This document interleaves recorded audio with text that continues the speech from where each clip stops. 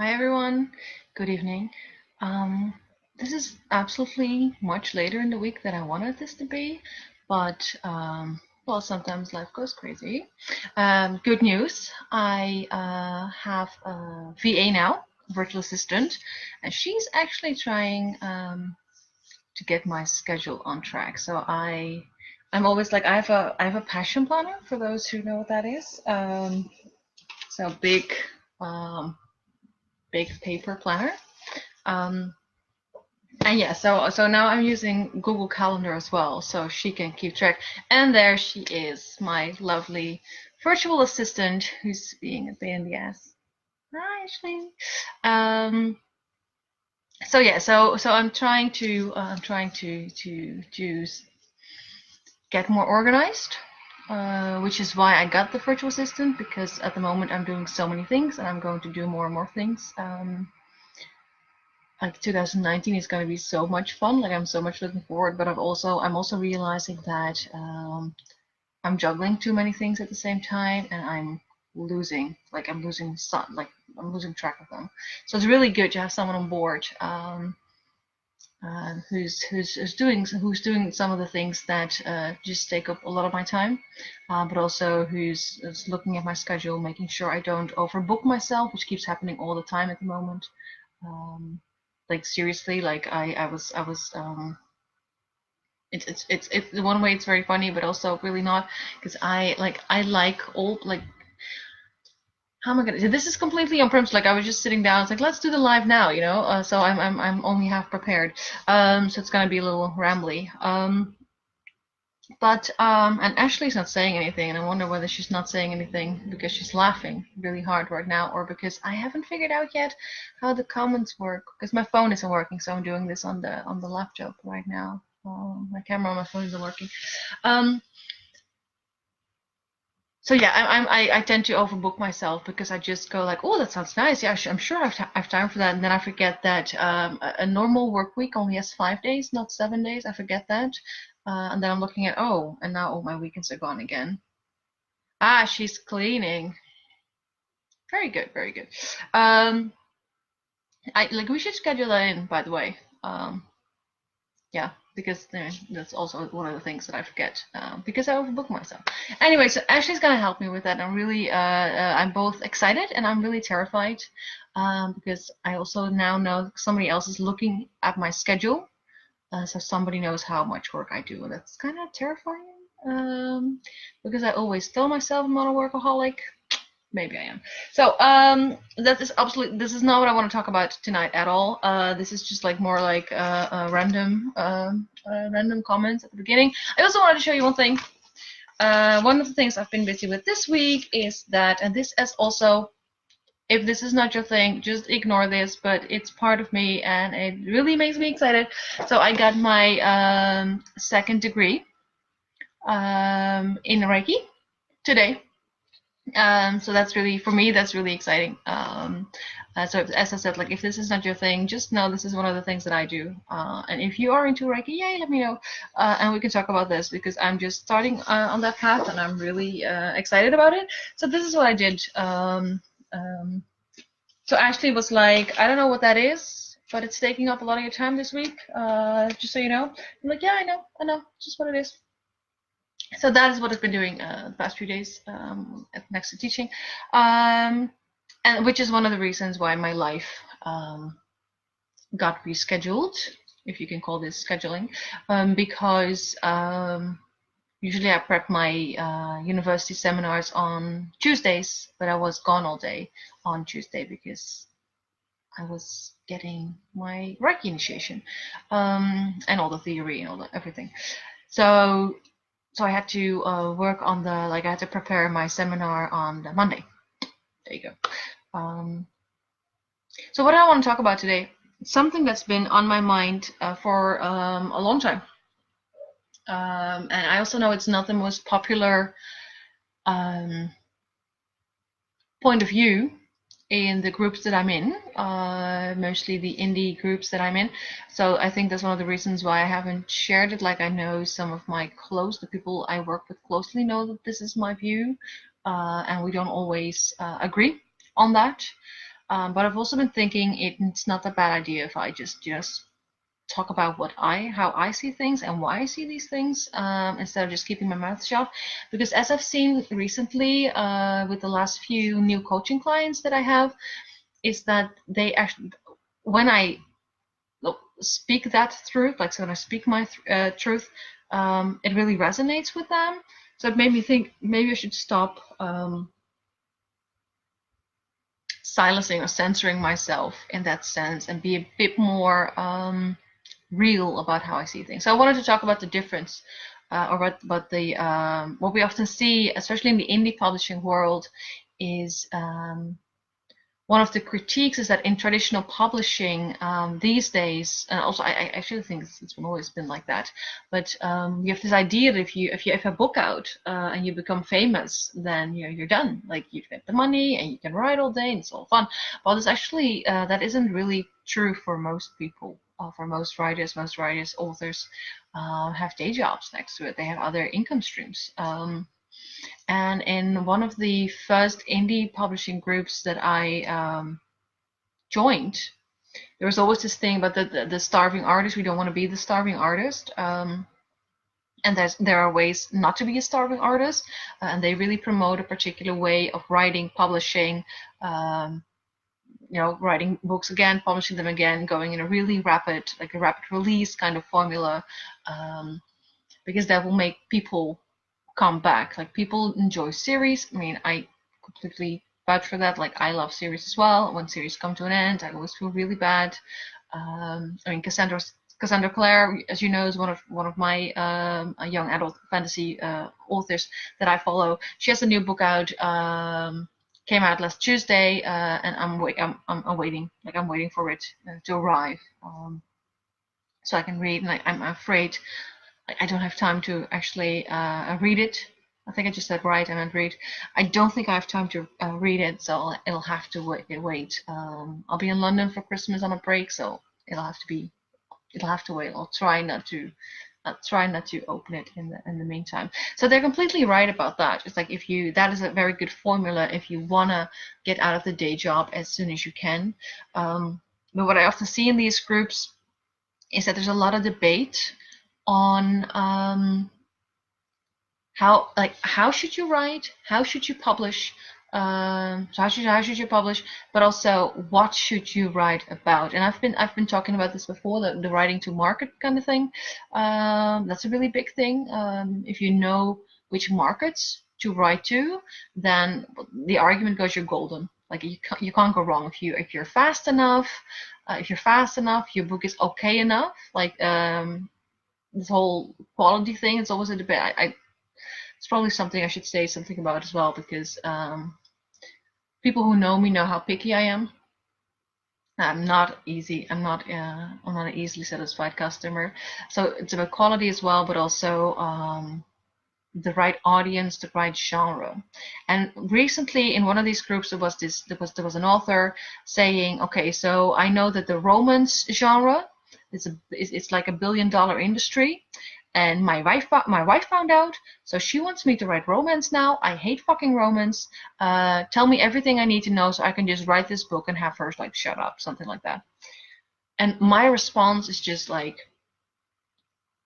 don't do it. Don't go there. Don't write the book. Like if you, it is true, romance. There's a lot of money to be made in romance. If you like romance, write romance. If that's not your genre, don't go there. That's my opinion, my not so humble opinion. Don't write a book like that. Like this guy was like, I hate it. Well, you're writing for a reason. It's supposed, like, I know it's a job. I know you should take yourself seriously, but it's not. The reason you want to get out of your day job is because it's not fulfilling you as much as writing. So don't write something that isn't fulfilling to you, even if it is to market. And I know for me it's very easy to say, because my big passion project, my young adult fantasy fiction, of course, young adult fantasy fiction, that is a market. Ever since Harry Potter came out, that it has been a big market. So I'm really lucky. I'm really lucky that is my passion, and it's. I mean, people want to read that. If your passion is very genre specific, very sub genre, that is tricky, and you might wanna do write both. Like might wanna write your passion and might write something that's a little less niche, but still aligned with you. And that's actually my point, is that we have this conversation as if you have like within the indie publishing what we call the starving artist. But it always makes me think of the Todd Rundgren song. I don't know if you know Todd Rundgren. But he has the ever popular Tortured Artist. So we have that, like the struggling poor artist, always looking for the muse, not making any money, and just sitting there in the attic, rotting away, typing at the type machine, the typewriter. And then there are the people who just write to market and make bucket loads of money. And my point is not that one of the ways, like, I would actually say that I'm not a fan of either. Like, I'm not a fan of, starving yourself to death, writing your particular sub genre piece. That is fine. That is fine if you're also okay with having a regular job.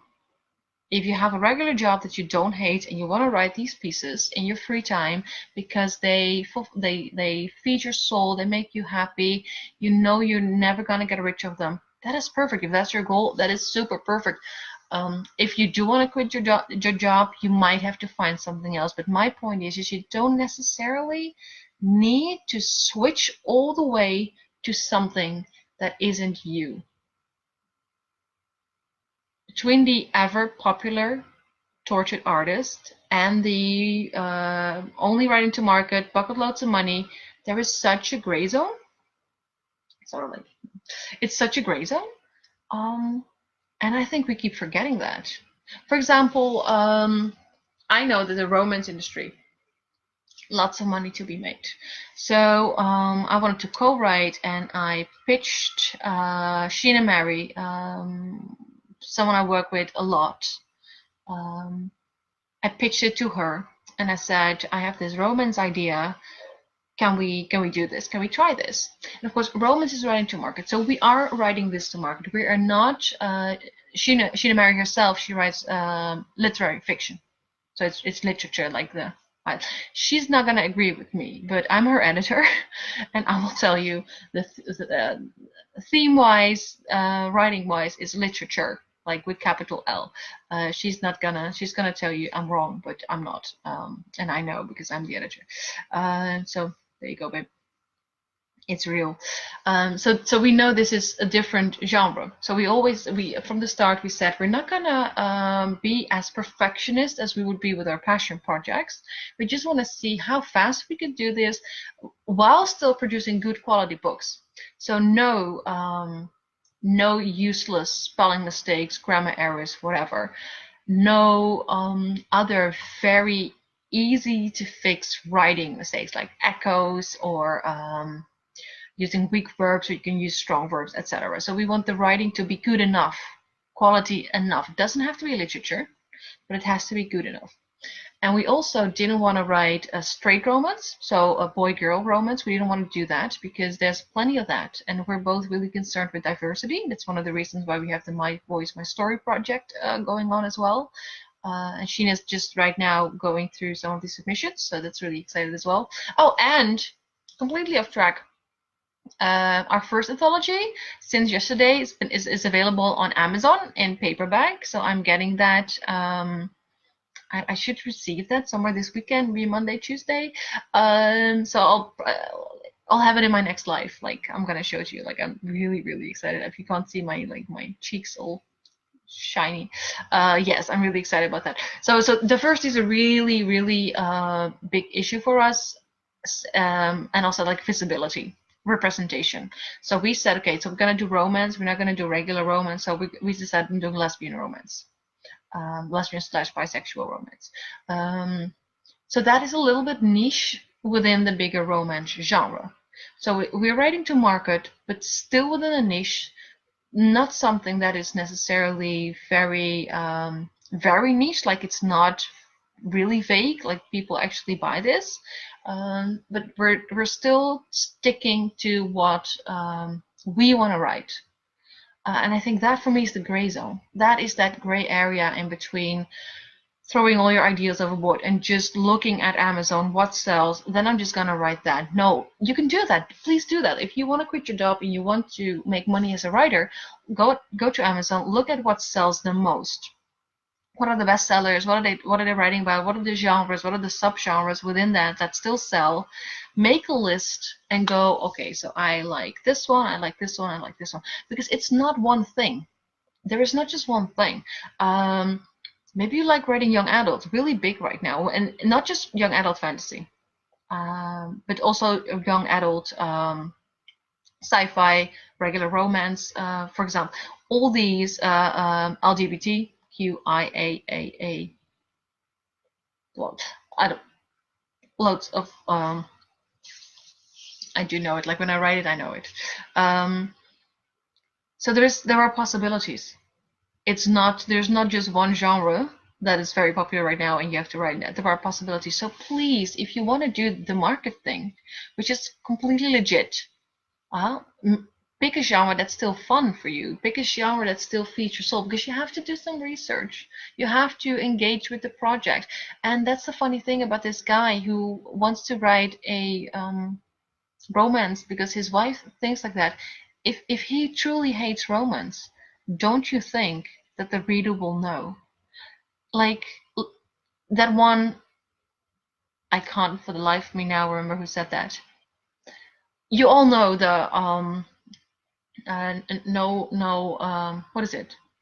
No taste in the writer, no taste in the reader, something like that. You all know that. The same goes for no excitement in the writer, no excitement in the reader. It also means no love for the genre in the writer. The reader will feel that. The reader will know that this is not your genre. You're not having fun writing it. You're not pouring in the love. That may sound super holistic. I do have the Reiki degree, so that makes a lot of sense. Maybe that I'm a bit like that. But I honestly believe that if you write something that you don't want to write, your readers will know. Unless you have so many editors, beta readers, whatever around you who will fix that for you. But that's going to cost you a lot of time and money.